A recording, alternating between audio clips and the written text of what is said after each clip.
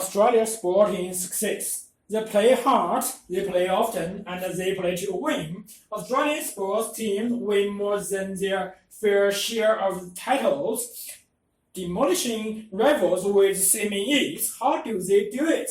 A big part of their secret is an extensive and expensive network of sporting academics underpinned by the science and machine. As the Australian Institute of Sports, AIS, hundreds of the youngest and pros live and train under the eyes of coaches. Another body, the Australian Sports Commission, ASC, finance programs of excellence in a total of 96 sports for thousands of sportsmen and women. Both provide intensive coaching, training facilities, and nutritional advice inside the academics. Science takes center stage. The AIS employs more than 100 sports scientists and doctors and collaborates with scores of others in universities and research centers. AIS scientists work across a number of sports, applying skills learned in one, such as building muscle strength in golfers, to others, such as swimming and squish. They are backed up by technicians who design instruments to collect data from athletes. They all focus on one arm, winning. We can't waste our time looking at through scientific questions that don't help to coach work with an athlete and improve in performance, says Peter Fickle, chief of science at AIS. A lot of their work comes down to measurements, everything from the exact angle of a swimmer's down to the second-by-second power outputs of a cyclist. This data is used to rate improvements also of athletes. The focus is on individual, tweaking performance of sprints and an actual hundredth of the second here, an actual millimeter there. No gain is too slight to bother with. It is the tiny gradual improvements that add up toward beating results. To demonstrate how the system works, Bruce Muscle at the AIS shows off the prototype of a three-dimension analyze tool for studying swimmers. A wireframe model of a champion swimmer slides through the water. Her arms moving in slow motion, looking side-on. Motion measures the distance between strokes from above. He analyzes how her spine sways. When fully developed, this system will enable him to build a biomechanical profile for coaches to use to help budding swimmer.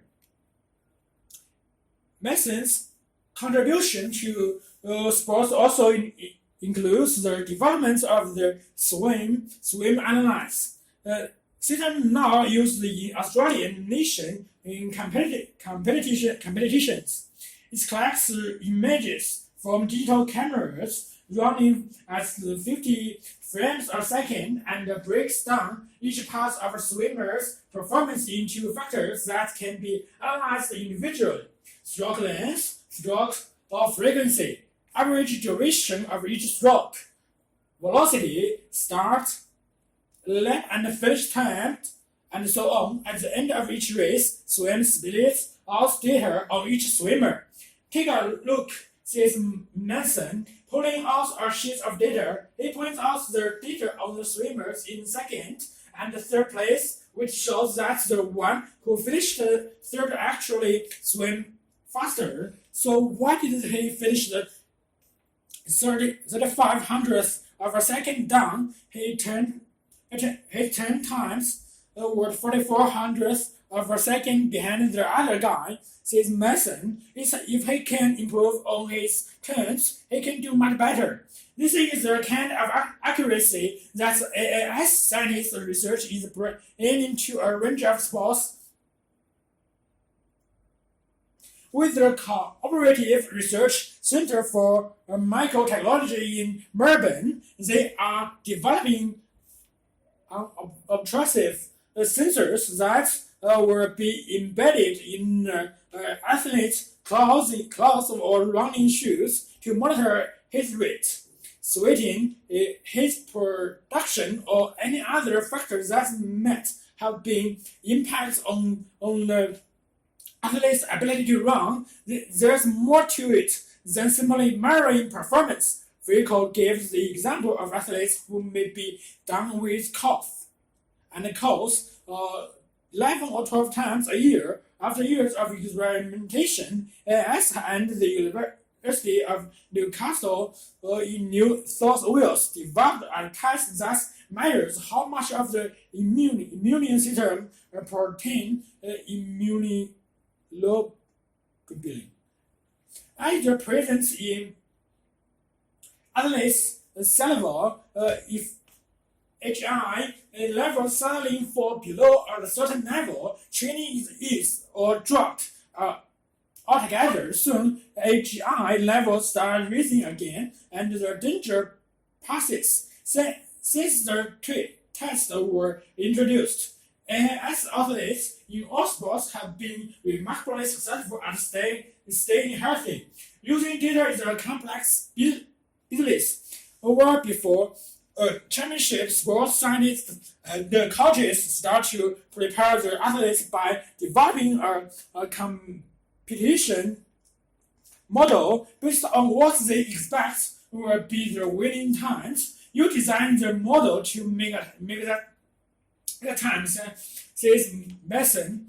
At the start of this March, each free swimming period has to be this fast, with a certain stroke frequency and stroke length, which turns down in these times. All the training is the gadget towards making the athletes hit this target, both overall and for each segment of the race. Techniques like this have transformed Australia into arguably the world's most successful sporting nation.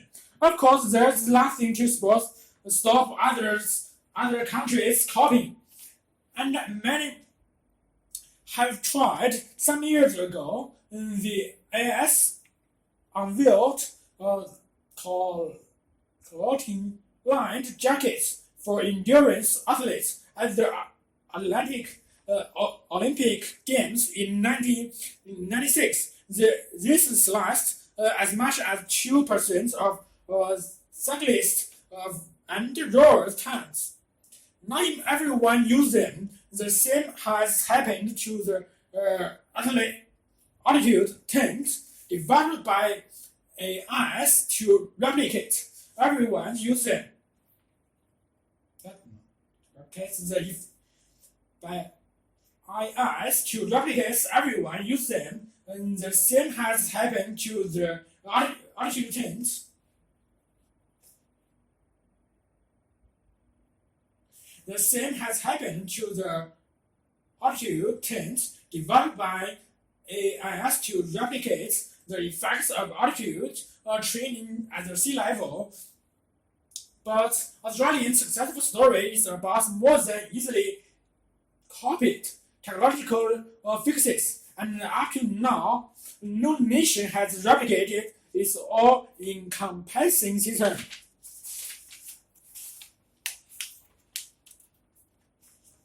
Delivering the goods.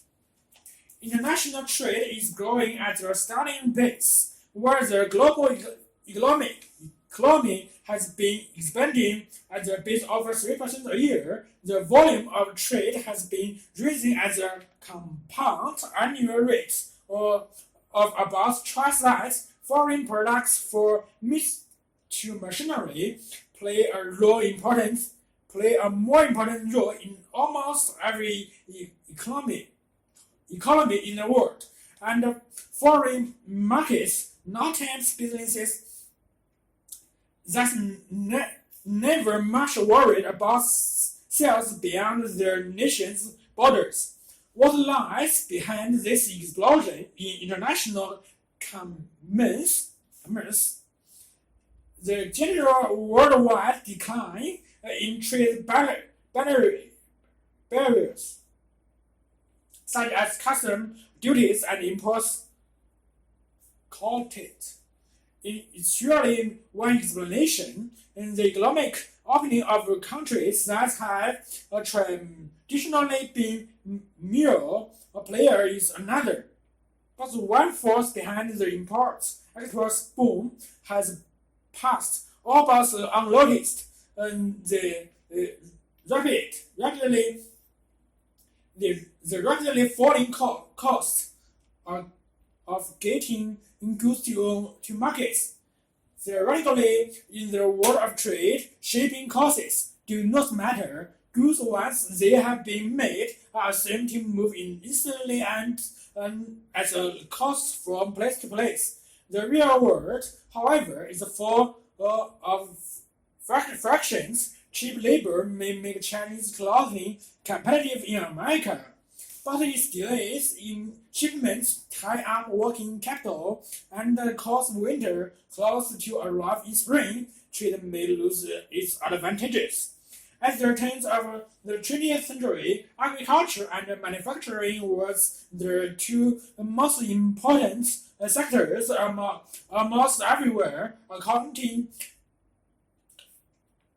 for about 70% of total outputs in Germany, Italy, and France, and 40 to 50% in America, Britain, and Japan. International commerce was therefore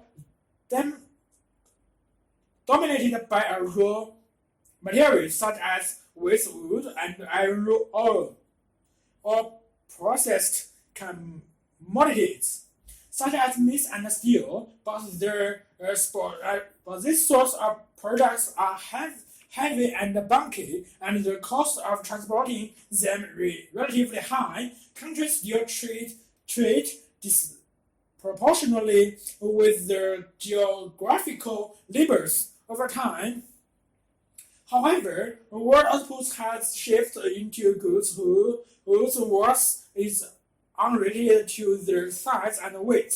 Today, it is finished manufactured products that dominate the flow of trade, and thanks to technological advance such as lightweight components, manufactured goods themselves have turned to become lighter and less bulky. As a result, less transportation is required for every dollars worth of imports or exports. To see how this influences trade, consider the business of making disk drivers from computers. Most of the world's disk drive manufacture is concentrated in Southeast Asia. This is possible only because disk drivers were valuable, are small and light, and so cost little to ship. Computer manufacturers in Japan or Texas will not face hugely bigger freight bills if they import drives from Singapore rather than purchasing them on the domestic markets. Distance therefore pose an obstacle to the globalization of the disk driver industry. This is even more true of the fast-growing information industries. Films and compact disk cost a little to transport. Even by aeroplane, computer software can be exported without even loading it onto a ship, simply by transmitting its over telephone line from one country to another. So freight rates and cargo handling schedules become significant factors in deciding in where to make their products. Businesses can locate based on other considerations, such as availability of labor, while worrying less about the cost of delivering their output. In many countries, deregulation has helped to drive the process along, but behind the scenes, a series of technological innovations known broadly as containerization and intermodal transportation has led to a swift productivity improvement in cargo handling. 40 years ago, the process of exporting or importing involved a great many stages of handling, which risked portions of the shipments being damaged or stolen along the way. The innovation of the containers carrying made it possible to load and unload containers without capsize the ship, and the adoption of the standard container size allowed almost any box to be transported on any ship. By 1967, dual-purpose ships carrying loose cargo in the hold and the containers on the deck were giving way to alt-container vessels that moved thousands of the boxes at the time. The shipping container transformed ocean shipping into a highly efficient, intensely competitive businesses, but getting the cargo and from the dock was a different story. National governments, by and large, kept a much firmer hand on truck and railroad tariffs than on charges for ocean freight. This started changing, however, in the mid-1960s when American began to deregulate its transportation industry. First airline, then Rhode Island, and what price they could charge. Big productivity gains results between 1985 and 1996. For example, Americans freight railways dramatically reduced their employment trackage and their fleets of locomotives were increasing the amount of cargo they hold. European railways have also shown marked albeit a smaller productivity improvement. In America, the period of the huge productivity gains in transportation may be almost over, but in most countries, the process still has far to go. Since ownership of railways and airlines, regulation of freight rates, and toleration of anti-competitive practice such as cargo handling monopolies all kept the cost of shipping unnecessarily high and deter international trade. Bringing these barriers down would help the world's economics grow even closer. Climate change and the Inuit. Unusual incidents are being reported across the Arctic. Inuit families going off on slow mobiles to prepare their summer earlier thaws. There are reports of igloos losing their insulating properties as the snow drifts and refreeze of lake draining into the seas as permafrost or melt,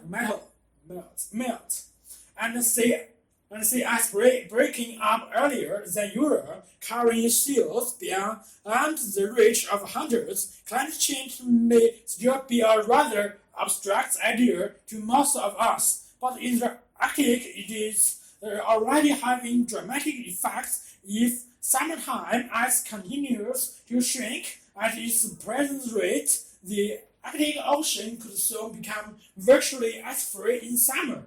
The knock-on effects are likely to include more warming, cloudier skies, increasing perceptions, and higher sea levels. Scientists are increasingly keen to find out what's going on because they consider the Arctic the canary in the mine for global warming, a warning of what is in store for the rest of the world.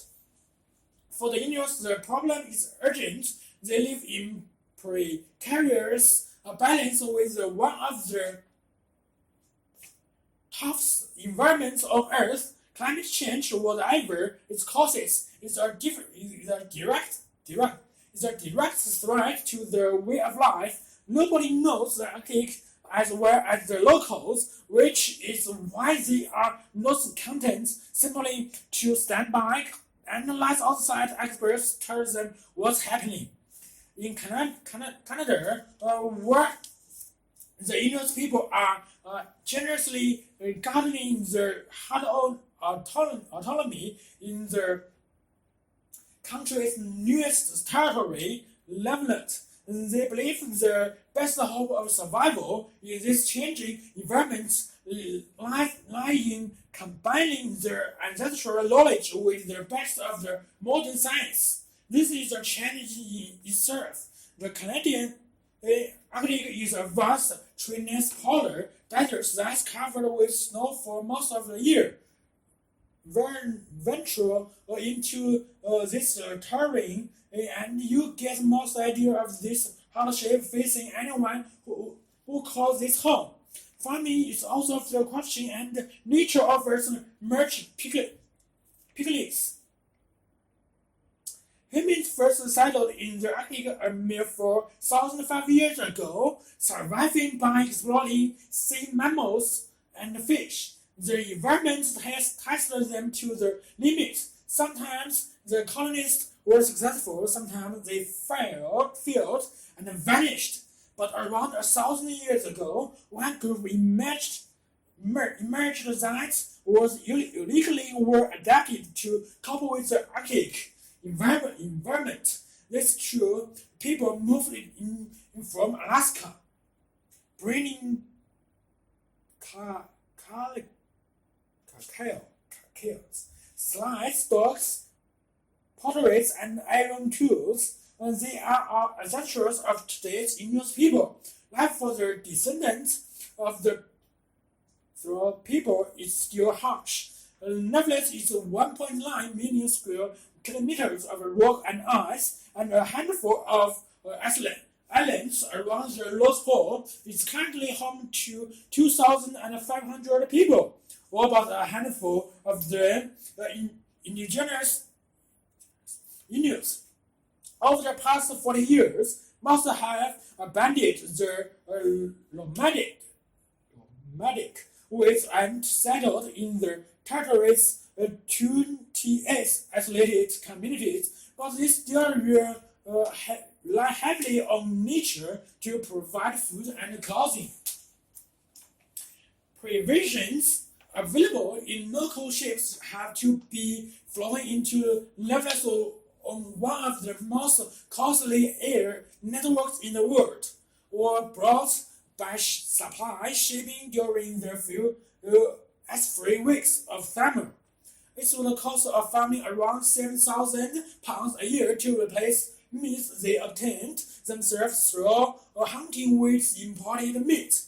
Economic opportunities are skills, and for many people, state benefits are their only income.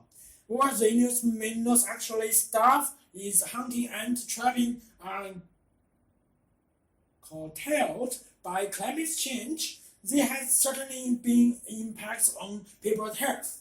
Obesity, heart disease, and diabetes are beginning to appear in people for whom these have never been prevalent.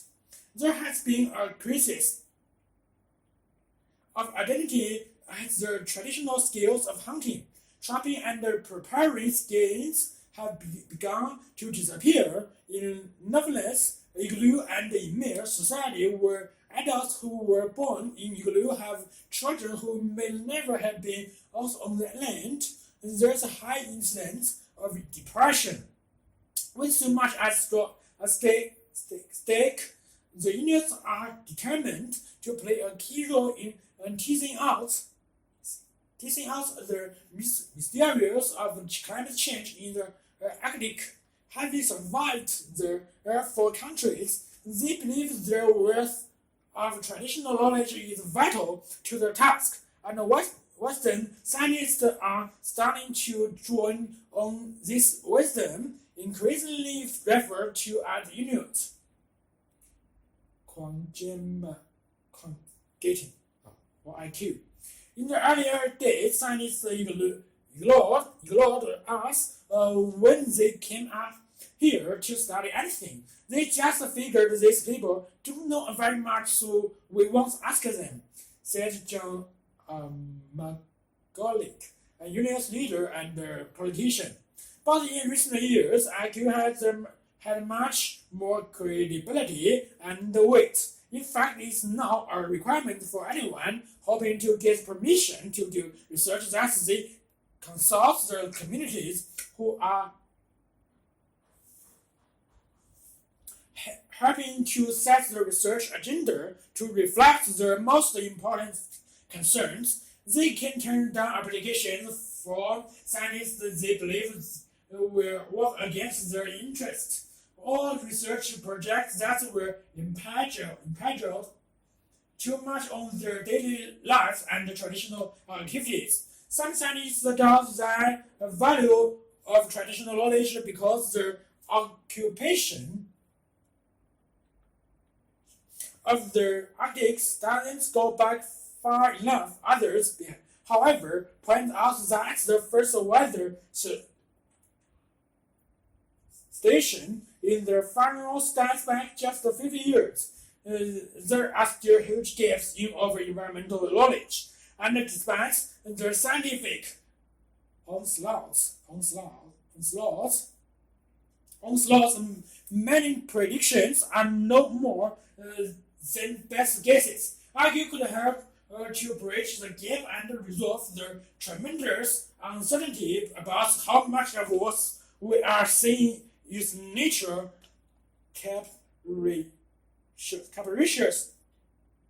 capriciousness and how much is the consequence of human activity.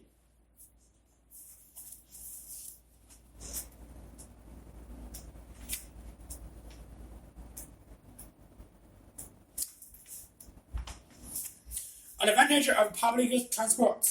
A new study conducted for the World Bank by Monash University Institute for Science and Technology Policy (ISTP) has demonstrated that public transport is more efficient than cars. The study compared the proportion of worth poured into transport by 37 cities around the world. This includes both the public and private costs of building, maintaining, and using a transport system.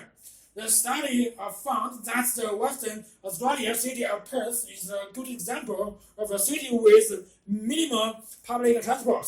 As a result, 70% of its worth went into transport costs. Some European and Asian cities, on the other hand, spend as little as 5%. Professor Peter Luhmann, ISTP director, pointed out that these more efficient cities were able to put the difference into attracting industry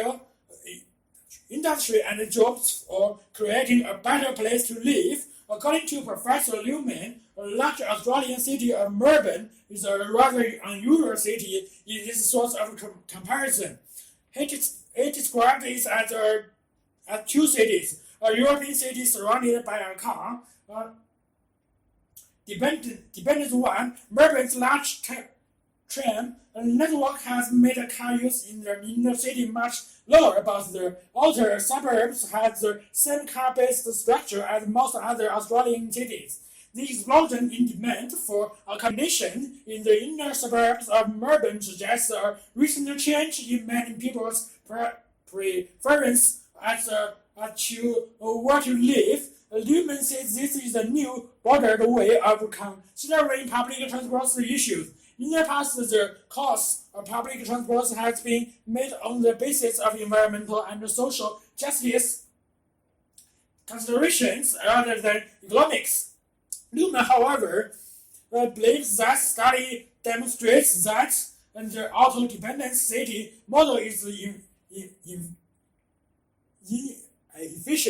inefficient and grossly inadequate in economic as well as environmental terms. Bicycle use was not included in the study, but Newman noted that the two most bicycle-friendly cities considered, Amsterdam and Copenhagen, were very efficient, and even though their public transport systems were reasonable but not special. It is common for supporters of road networks to reject the model of the city with good public transport by arguing that such system would also work in their particular city. One objection is climate. Some people say the city could not make more use of public transport because it is either too hot or too cold. Newman rejects this, pointing out that public transport has been successful in both Toronto and Singapore, and in fact, he has checked the use of cars against the climate and found zero correlation. When it comes to other physical features, road lobbies are on stronger ground. For example, Newman accepts it would be hard for a city as hilly as Auckland to develop a good rail network. However, he points out that both Hong Kong and Zurich has managed to make a success of their rail system, heavy and light respectively, though there are few cities in the world as hilly. In fact, Newman believes the main reason for adopting one source of transport over another is politics. The more democratic the process, the more public transport is favored. He considers Portland, Oregon, a perfect example of this. Some years ago, federal money was granted to build a new road. However, local pressure groups forced a referendum over whether to spend their money on lights or light rails instead. The rail proposal won, and the railway worked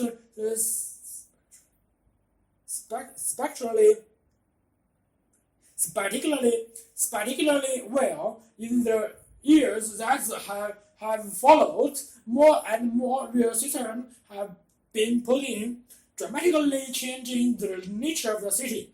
Newman notes that Portland has about the same population as Perth and had a similar population density at the time. In the UK, travel times to work had been stable for at least 6 centuries, with people avoiding situations that required them to spend more than half of an hour traveling to work. Trains and cars initially will allow people to live at the greater distance without taking longer to reach their destination. However, public infrastructure do not keep pace with the urban sprawl, causing massive congestion problem which now make commuting times far higher. There is a widespread belief that increasing wealth encourages people to live farther also where cars are the only viable transport. The example of European city reflects that They are often wealthier than their American counterparts, but have not guaranteed the same level of the coyotes. Generated the same level of the coyotes. In Stockholm, coyotes has actually fallen in recent years as the city has become larger and wealthier. A new study makes this point even more strikingly. Developing cities in Asia, such as Jakarta and Bangkok, make more use of the car than wealthier Asian cities such as Tokyo and Singapore. In cities that developed later, the World Bank and Asia Development Bank discouraged the building of public transports, and people have been forced to rely on cars, creating the massive traffic jams that characterized those cities. Newman believes one of the best studies on how cities built for cars must be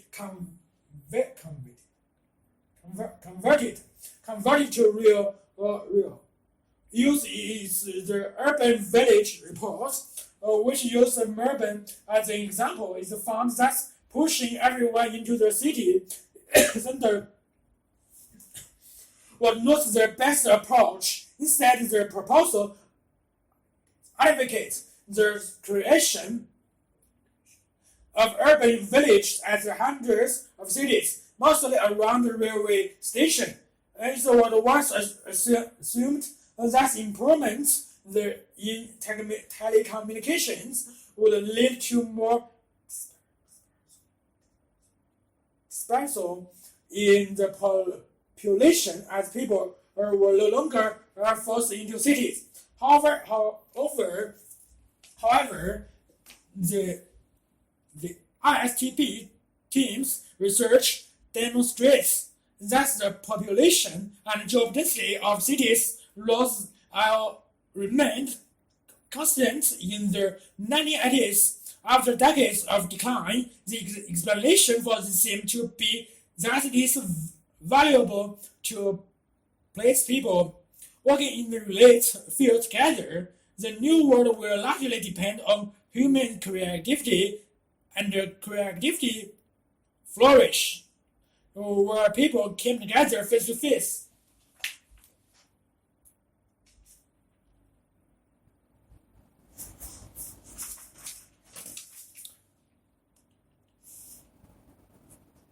Growing population stays in the pink.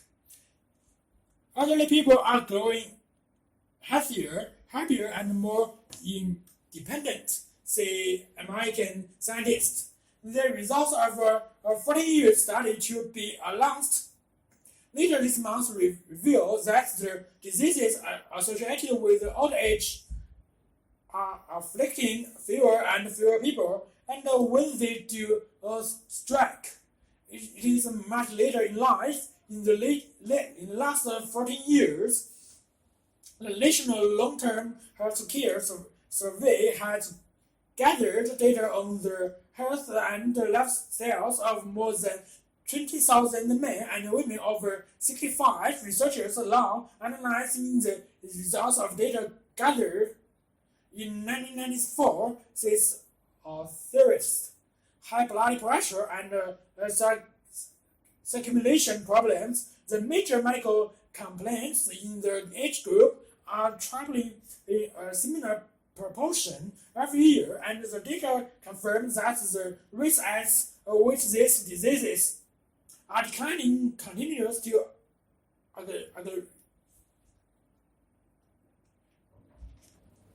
accelerate. Other diseases of old age, the mental stroke, arthritis, and the Bosilia are also troubling fewer and fewer people. It really raises the question of what should be considered normal aging, says Keith Merton, a demographer for Duke University in Northern Carolina.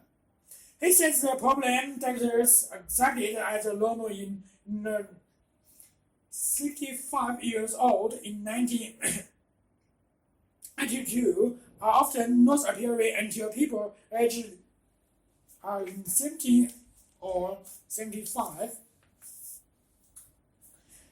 Clearly, creation are beating a retreat in the face of medical advances, but there may be other contribution factors. Improvements in childhood nutrition in the first quarter of the 20th century, for example, give today's elderly people a better start in their life than their predecessors.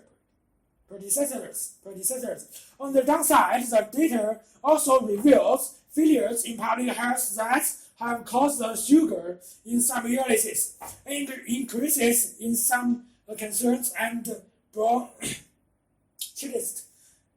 may reflect changing smoking habits and poor air quality. Since the researchers, this may be subtle influences, says Morton, but our subject has been exposed to worse and worse pollution for over 60 years. It's not surprising we see some effects. One interesting correlation but uncovered is that better educated people are likely to live longer. For example, 65 years old women with fewer than 8 years of schooling are expected, on average, to live to 82. Those who continue their education live an extra 7 years. Although some of this can be attributed to a higher income, one believes it is mainly because educated people seek more medical attention. And the survey also assesses how independent people over 65 more and aging focus on striking trend. Almost 8% of those in the 1994 surveys could complete everyday activities ranging from eating and dressing unaided to complex tasks such as cooking and managing the finance. That represents a significant drop in the number of disabled old people in the population. If the trends are apparent in the United States 40 years ago had continued. Researchers calculated there would be an additional 1 million disabled elderly people in today's population. According to Martin, slowing in the trend has saved the United States government's Medicare system more than $200 billion. That means that the greening of Americans' population may prove less of a financial burden than expected. The increasing self-reliance of many elderly people is probably linked to a massive increase in the use of simple home medical aids. For instance, the use of raised toilet seats has more than doubled since the start of the study, and the use of bath seats has grown by more than 50%. And this development also brings some health benefits. According to the report from the MacArthur Foundation's research group on successful aging, the group found that those elderly people who were able to retain a sense of independence were more likely to stay healthier in old age. Maintaining a level of daily physical activity may help mental functioning, says Carol Cotton, a neuroscientist at the University of California at Irvine. He found that rest exercise on a treadmill have raised levels of brain drive neurotrophic factor causing through their brains. Kahneman believes this hormone, which keeps neuron functioning, may prevent the brains of active humans from deteriorating. As part of the same study, Tars and Sam are social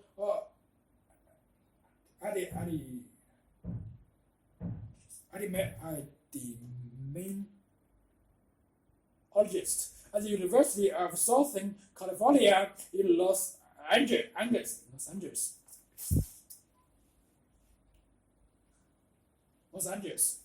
Found a connection between self-esteem and stress in people over 70. In laboratory simulations of the challenge activities such as driving, in those who feel in control of their lives pumped out lower levels of stress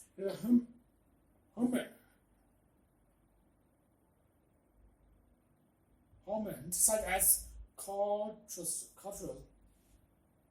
High level of these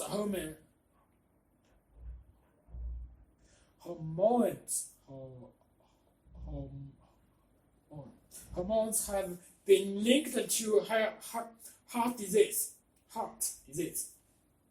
But independence can have drawbacks. Seaman found that elderly people who feel emotionally isolated maintained a higher level of stress hormones even when asleep. The research suggests that older people feel best when they feel independent, but they can get help when they need it. Like much research into aging, and this research supports common sense, says Simon. They also show that we may be underestimating the impact of this simple factor. The source of sin that your grandmothers always told you turns out to be just on target, she says. Hormones.